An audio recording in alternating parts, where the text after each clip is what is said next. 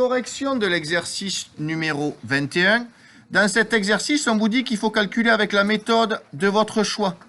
Je vous rappelle qu'il y a 3 méthodes pour calculer une fraction multipliée par un nombre.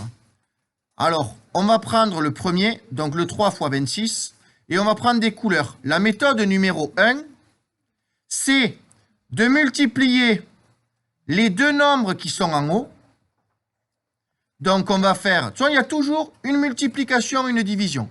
On va faire donc 3 fois 26.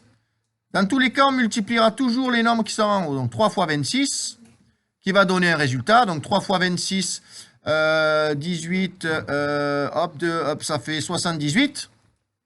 Et ensuite, ce 78, qu'est-ce qu'on fait? Il nous reste 2. Donc, 78, vu que le 2 est en bas, on fait diviser par 2. Et 78 divisé par 2, ça fait 39. Bon, ça, c'est la méthode 1. Il y a une méthode 2. La méthode 2, c'est la même que la méthode 1. On va faire une multiplication, une division. Et donc, là, vu qu'on a commencé par la multiplication, dans la méthode 2, on va commencer par la division. Et on a la division qui est là. Donc, on va commencer par faire 3 divisé par 2. Ça fait combien 3 divisé par 2? 1,5. Et ensuite, on fait une multiplication. 1,5 fois 26. Ça fait combien 1,5 fois 26? 39. Bon, déjà, entre la méthode 1 et la méthode 2, c'était quoi la meilleure ici? La méthode 1, parce que 1,5 fois 26, c'était pas facile. Bon, et maintenant, on va voir la troisième méthode. La troisième méthode, c'est pareil. On va avoir une division et une multiplication. Quelle va être la division ici? La division de 26, qui est en haut, divisé par 2.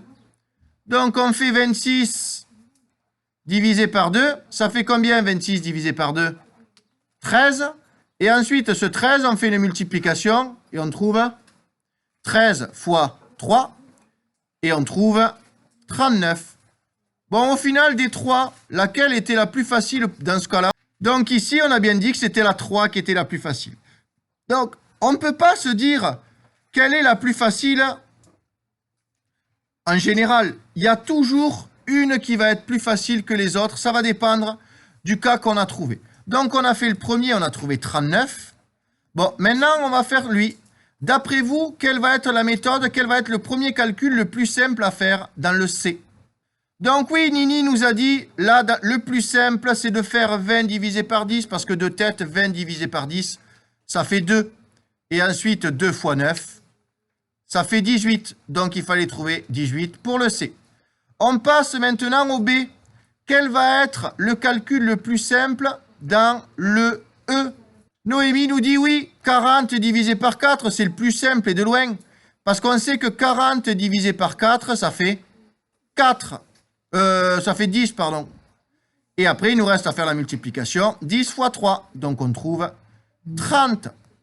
Dans le B, quel va être le calcul le plus simple? Nini nous dit 33 divisé par 3, parce que c'est simple, 33 divisé par 3, ça fait 11.